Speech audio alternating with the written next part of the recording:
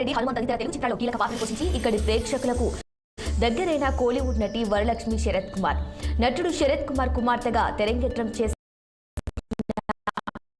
కాలంలోనే తనకంటూ ప్రత్యేక గుర్తింపు తెచ్చుకుంది. ఈ మేరకు కాబోయే భర్త నికోలై సచ్దేవ్ పై వచ్చిన విమర్శలపై ఆమె స్పందించారు. నెగిటివ్ కామెంట్స్ తాను పట్టించుకోనంటూ స్పష్టం చేశారు. సెకండ్ మ్యారేజ్ అంటూ నిక్ గురించి కొందరు ఏం మాట్లాడుతున్నారో నాకు మాత్రం ఆయన హ్యాండ్సమ్ గానే కనిపిస్తారు. మా నాన్న కూడా 2 సార్లు పెళ్లి చేసుకున్నారు. ఆయన ఆనందంగా ఉన్నంత వరకు అందులో తప్పులేదు. మా బంధంపై పలువురు చేసే ట్రోల్స్ ని నేను లెక్క చేయను. ఎవరికైనా నేనెందుకు సమాధానం చెప్పాలి? 14 ఏళ్ల క్రితం అయ్యాం, తర్వాత స్నేహితులమయ్యాం. ఆ స్నేహం మారింది. సచ్దేవ్ నన్ను బాగా నమ్మిస్తారు. కెరీర్ విషయంలో ఎక్కువ సపోర్ట్ చేస్తారని పేర్కొన్నారు. వరుస సుడిగాలతో అమెరికాలోని పలు రాష్ట్రాలు అతలాకుతలమయ్యాయి. టోర్నాడోలో బీభత్సం తర్వాత మరో 35 సుడిగాలులు విరుచుకుపడ్డాయి. ఓక్లాహోమా రాష్ట్రంని ఓ టౌన్ లో 2 టోర్నాడోలు గంటల వ్యవధిలో విలయం సృష్టించాయి. ఈ క్రమంలో 4 నెలల చిన్నారితో సహా 2 మృత్యువాత పడ్డారు. అనేక ఇళ్లు నేలమట్టమయ్యాయి. ఓక్లాహోమాతో పాటు మరికొన్ని రాష్ట్రాల్లోనూ సుడిగాలుల ప్రభావం కనిపించింది.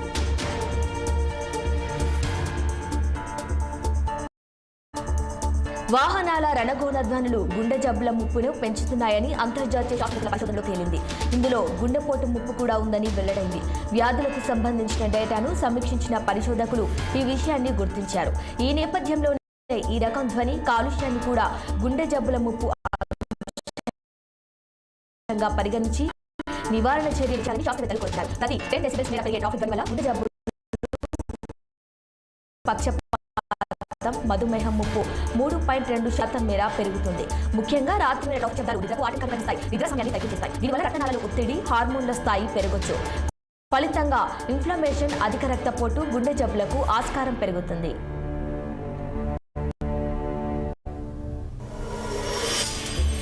సమంత తన బర్త్డే కానుకగా అభిమానులకు సర్ప్రైజ్ అనౌన్స్మెంట్ ఇచ్చింది.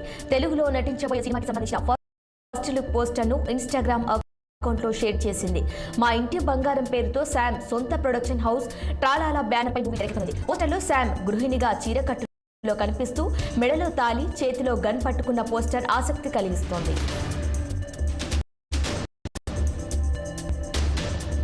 దేశంలో మరో అతిపెద్ద డ్రగ్స్ రాకెట్ ను నార్కోటిక్స్ కంట్రోల్ బ్యూరో ఛేదించింది. భారత్లోకి అక్రమంగా మాదక ద్రవ్యాలు సరఫరా చేయాలనుకున్న పాకిస్తానీయుల కుట్రల్ని భగ్నం చేసింది. Anti terrorist squad narcotics control bureau చేపట్టిన ఆపరేషన్ భాగంగా 602 కోట్ల విలువైన మాదక ద్రవ్యాలను అధికారులు స్వాధీనం చేసుకున్నారు. గుజరాత్ తీరంలో ఏకంగా 86 కిలోల డ్రగ్స్ ను అధికారులు సీజ్ చేశారు. నిందితులను అదుపులోకి తీసుకునేందుకు ప్రయత్నిస్తుండగా ఎదురుకాల్పులకు పాల్పడ్డారు. వారిని చుట్టుముట్టిన అధికారులు 14 మందిని అరెస్టు చేశారు. వీరిని పాకిస్తాన్ కు చెందిన వారిగా గుర్తించారు. గత ప్రభుత్వంలో నేరస్తులు సురక్షితంగా ఉండేవారు, కానీ పరిస్థితులు మారాయి. బీజేపీ ప్రభుత్వంలో నేరస్తులు లొంగిపోవాలని చూస్తున్నారు. ఏదైతే వారి ప్రాణాల్ని తృణప్రాయంగా వదిలేసుకుంటారని ఉత్తరప్రదేశ్ సీఎం యోగి ఆదిత్యనాథ్ ఆసక్తికర వ్యాఖ్యలు చేశారు. బరేలీలో జరిగిన బహిరంగ ర్యాలీలో సీఎం యోగి మాట్లాడుతూ, ఇది మన ప్రభుత్వం, అప్పటి ప్రభుత్వ రక్షణలో ఉన్న మాఫియా ఇప్పుడు లొంగిపోవాలని సూచిస్తుందని అన్నారు. సమాజ్వాదీ పార్టీ మాఫియాలు, నేరగాళ్ల పట్ల సానుభూతి చూపుతోందని సీఎం యోగి ఆరోపించారు. అధికారంలో కాంగ్రెస్, సమాజ్వాదీ పార్టీ, బహుజన్ సమాజ్ పార్టీ రాముడు అయోధ్య రామ మందిరంపై అవాకులు చెవాకులు పేల్చారు. ఒడ్డున పడ్డ చేపల అధికారం లేని ఆ పార్టీలు గిలగిలా కొట్టుకుంటున్నాయని ఎద్దేవా చేశారు. పశ్చిమ బెంగాల్ రాష్ట్రంలో బీజేపీకి కాంగ్రెస్, సిపిఐలు 2 కళ్ళ లాంటివని సీఎం మమతా బెనర్జీ ఎద్దేవా చేశారు. మాల్దా జిల్లా ఎన్నికల ప్రచారంలో మమతా బెనర్జీ మాట్లాడారు. లోక్సభ ఎన్నికల్లో తృణమూల్ కాంగ్రెస్ ఒంటరిగా పోటీ చేస్తుందని సీఎం మమతా బెనర్జీ పునరుద్ఘాటించారు. కేఎం నరేంద్ర మోదీ నేతృత్వంలోని ప్రభుత్వానికి వ్యతిరేకంగా టీఎంసీ పోరాటం చేస్తుందన్నారు. లోక్సభ ఎన్నికల తర్వాతే భారత కూటమి ప్రభుత్వాన్ని స్థాపించడంలో ప్రధాన పాత్ర పోషిస్తుందని పేర్కొన్నారు. బెంగాల్లో కాంగ్రెస్తో మాకు పొత్తు లేదు. ఇక్కడ సిపిఎం కాంగ్రెస్ తో పొత్తు పెట్టుకుంది. 2 బీజేపీతో చేతులు కలిపినట్టు కాంగ్రెస్ లేదా సిపిఐఎంకి ఓటేస్తే అది బీజేపీకి ఓటేసినట్లే అని, బీజేపీ వ్యతిరేక ఓట్లను తగ్గించుకోవటం, మోదీకి సహాయం చేయటం ఆ 2 పార్టీల లక్ష్యమన్నారు. రాష్ట్రంలో బీజేపీకి కాంగ్రెస్, సిపిఐలు 2 కళ్ళ లాంటివని దీదీ ఆరోపించారు. త్వరలో జరగనున్న అధ్యక్ష ఎన్నికలు తన వ్యక్తిగత జీవితం గురించి అమెరికా అధ్యక్షుడు జో బైడెన్ పలు విషయాలను పంచుకున్నారు. అలాగే ఒకానొక దశలో ఆత్మహత్య చేసుకోవాలన్న ఆలోచన వచ్చినట్టు తెలిపారు. ఓ ఇంటర్వ్యూలో ఆయన మాట్లాడుతూ ఆ పరిస్థితికి గల కారణాన్ని వెల్లడించారు. 1972లో జరిగిన కారు ప్రమాదంలో జై బైడెన్ మొదటి భార్య కుమార్తె మరణించారు. ఆ ఘటన తర్వాత ఆయన మానసికంగా కుంగిపోయారట. ఆ సమయంలో మద్యానికి అలవాటు పడ్డ అప్పటి వరకు ఆ అలవాటే లేదు. బ్రిడ్జి మీదకు వెళ్లి దూకాలని ఆలోచనలు వెంటాడేవి. కానీ అప్పుడు వెంటనే నా 2 కుమారులు గుర్తొచ్చేవారు అని వెల్లడించారు. అయితే ఎన్ని కష్టాలు వచ్చినా ఆత్మహత్య వంటి పిచ్చి ఆలోచనలు చేయాల్సిన అవసరం లేదన్నారు. ఈ ప్రమాదం తర్వాత బైడెన్ ఒంటరిగా తన 2 పిల్లల సంరక్షణ చూసుకుంటున్నారు.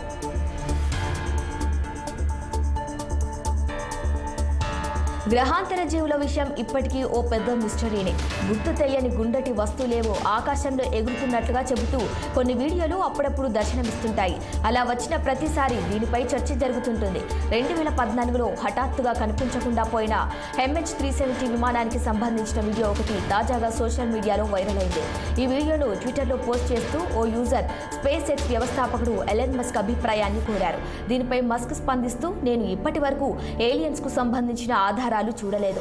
ఒకవేళ నా దృష్టికి వస్తే వెంటనే ఆ వివరాలను ట్విట్టర్లో పోస్ట్ చేస్తాను. స్పేస్ ఎక్స్ కు చెందిన దాదాపు 6000 ఉపగ్రహాలు కక్షలో ఉన్నాయి. వీటిలో ఏ ఒక్కటి ఇప్పటి వరకు ఏలియన్స్ ను ఎదుర్కొన్న సందర్భాలు లేవు అన్నారు.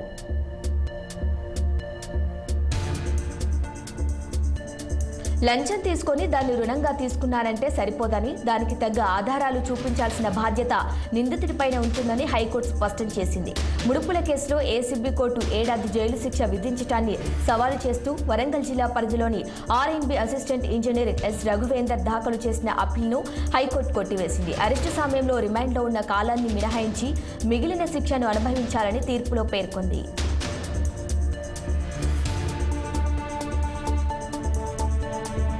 ముందే కాంగ్రెస్ కు భారీ షాక్ తగిలింది. ఢిల్లీ కాంగ్రెస్ చీఫ్ అరవింద్ సింగ్ లవ్లీ తన పదవికి రాజీనామా చేశారు. పార్టీ అధికారులు ఆదివారం ఈ మేరకు వెల్లడించారు. లవ్లీ తన రాజీనామాను కాంగ్రెస్ అధ్యక్షుడు మల్లికార్జున్ ఖార్గేకు పంపారు. తన రాజీనామాలో తనకు నచ్చని అనేక విషయాలు ప్రస్తావించారు. కాంగ్రెస్ అవినీతికి పాల్పడిందని ఆమ్ ఆద్మీ పార్టీ ఆరోపించినప్పటికీ పార్టీ వారితో పొత్తు పెట్టుకుందని కాంగ్రెస్ జాతీయ అధ్యక్షుడు మల్లికార్జున్ ఖార్గే రాసిన లేఖలో లవ్లీ పేర్కొన్నారు. ఆమ్ ఆద్మీ పార్టీలో సగం మంది కేబినెట్ మంత్రులు అవినీతి ఆరోపణలపై ప్రస్తుతం జైల్లో ఉన్నారని గుర్తు చేశారు. లవ్లీ ఆగస్టు 2023లో ఈ పదవికి నియమించబడ్డారు. లోక్సభ ఎన్నికల 2వ విడత పోలింగ్లో భాగంగా ఈ నెల 26న హింసాత్మక ఘటనలు చోటు చేసుకున్నాయి. ఔటర్ మణిపూర్ పార్లమెంటరీ నియోజకవర్గంలోని 6 పోలింగ్ బూత్లలో రీపోలింగ్కు భారత ఎన్నికల సంఘం ఆదేశించింది. ఏప్రిల్ 30న ఇక్కడ రీపోలింగ్ నిర్వహిస్తామని ప్రకటించింది. పోలింగ్ రద్దయిన 6 కేంద్రాల్లో 4 పోలింగ్ కేంద్రాల్లో పోలింగ్ ముగియటానికి ముందే గుర్తు తెలియని వ్యక్తులు ఈవీఎంలు, వీవీప్యాట్లను ధ్వంసం చేశారు. ఒక పోలింగ్ స్టేషన్లో ఓటింగ్ మిషన్లు సమస్యలు తలెత్తాయి. గుర్తు తెలియని వ్యక్తుల బెదిరింపులు, భయాల మధ్య మరో పోలింగ్ కేంద్రంలో ఓటింగ్ పూర్తి కాలేదు.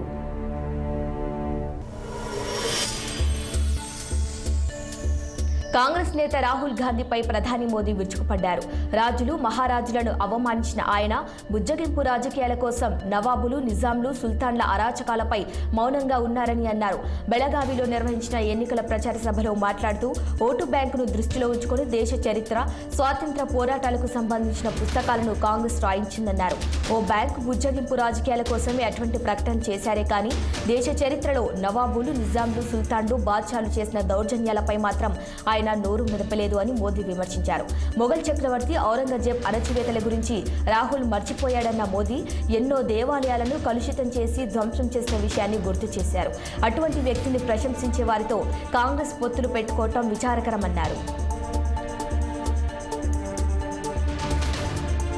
దక్షిణ భారతదేశాన్ని కరువు పట్టి పీడిస్తుంది. గతంలో ఎన్నడూ లేని విధంగా తీవ్ర దుర్భిక్ష పరిస్థితులు దక్షిణాది రాష్ట్రాలు తాండవిస్తున్నాయి. సిడబ్ల్యూసీ విడుదల చేసిన నివేదిక ప్రకారం తెలంగాణ, ఏపీ, కర్ణాటక, కేరళ, తమిళనాడు రాష్ట్రాల్లో చాలా రిజర్వాయర్లలో నీటి మట్టం అడుగంటిపోయాయి. ప్రతి నీటి నిల్వలు 17% తగ్గిపోయాయి. సిడబ్ల్యూసీ పర్యవేక్షణలో ఉన్న 42 రిజర్వాయర్లు మొత్తం 53.334 బిలియన్ క్యూబిక్ మీటర్ల ప్రత్యక్ష నీటి నిల్వ సామర్థ్యాన్ని కలిగి ఉన్నాయి. అయితే ప్రస్తుతం ఈ రిజర్వాయర్లలో అందుబాటులో ఉన్న ప్రత్యక్ష నీటి నిల్వ 8.865 BCM మాత్రమే. జలాశయాలు అడుగంటడంతో ఆయా రాష్ట్రాలు సాగు, తాగునీటి సరఫరా, జల విద్యుత్ ఉత్పత్తి ప్రశ్నార్థకంగా మారుతోంది. మణిపూర్లో తీవ్రవాదులు మరోసారి రెచ్చిపోయారు. బిష్ణుపూర్ జిల్లాలోని భద్రతా సిబ్బంది శిబిరంపై కాల్పులకు తెగబడటంతో 2 జవాన్లు మరణించారు. మరో 2 గాయపడ్డారు. ఈ ఘటన శుక్రవారం అర్ధరాత్రి నరన్సైనా ప్రాంతంలో జరిగింది. గాజాపై ఇజ్రాయెల్ జరిపిన దాడిలో కూలిన భవనాలు, శకలాలు, పేలని ఆయుధాలను తొలగించడానికి 14 ఏళ్ల సమయం పట్టవచ్చునని ఐక్యరాజ్యసమితి అంచనా వేసింది. అది కూడా రోజుకు 100 ట్రక్కులను ఉపయోగిస్తే కానీ పూర్తి స్థాయిలో శిథిలాల తొలగింపు సాధ్యం కాదని పేర్కొంది. శిథిలాలను, పేలకుండా మిగిలిపోయిన రాకెట్లు, బాంబులను పూర్తి స్థాయిలో తొలగించాకే గాజా తిరిగి సురక్షిత ప్రాంతంగా మారుతుందని అభిప్రాయపడ్డారు. శుక్ర, శనివారాల్లో ఐరాసా డీమైనింగ్ నిపుణుల గాజాలో పర్యటించారు. లోక్సభ ఎన్నికల్లో భాగంగా 2 దశల్లో జరిగిన ఎన్నికల్లో ప్రజలు బీజేపీకి ఏకపక్ష తీర్పు ఇచ్చారని ప్రధాని మోదీ ధీమా వ్యక్తం చేశారు. మహారాష్ట్రలో ఎన్నికల ప్రచారంలో భాగంగా ఆయన మాట్లాడుతూ ఎన్నికల్లో విద్వేషపూరిత ప్రసంగాలు చేసే ప్రతిపక్ష నాయకులకు ప్రజలు తగిన బుద్ధి చెబుతారని అన్నారు. పొరపాటున ఇండియా కూటమి అధికారంలోకి వస్తే 5 ఏళ్లలో 5 ప్రధానులు ఉండేలా ప్రణాళికలు వేస్తున్నారని ఆరోపించారు. మహారాష్ట్రలో నకిలీ శివసేన ప్రస్తుతం కాంగ్రెస్ పక్షాన నిలిచిందని, శివసేన వ్యవస్థాపకుడు బాల్ ఠాక్రే బతికుంటే ఇదంతా చూసి బాధపడేవారని అన్నారు. ఈ ఎన్నికల్లో విపక్ష కూటమికి 3 అంకెల సీట్లు కూడా రావు. ప్రభుత్వాన్ని ఏర్పాటు చేసే పరిస్థితి కూడా లేదు. ఛాన్స్ వస్తే 5 ఏళ్లలో ఏడాదికి ఒకరు ప్రధానిగా ఉండాలని ఆలోచన చేస్తుంది. కర్ణాటకలో కాంగ్రెస్ 2.5 ఏళ్ల తర్వాత సీఎంను మార్చే ప్లాన్ చేస్తుందని ప్రధాని మోదీ తెలిపారు. బులెటిన్లో షార్ట్ బ్రేక్ తీసుకుందాం. Stay with us.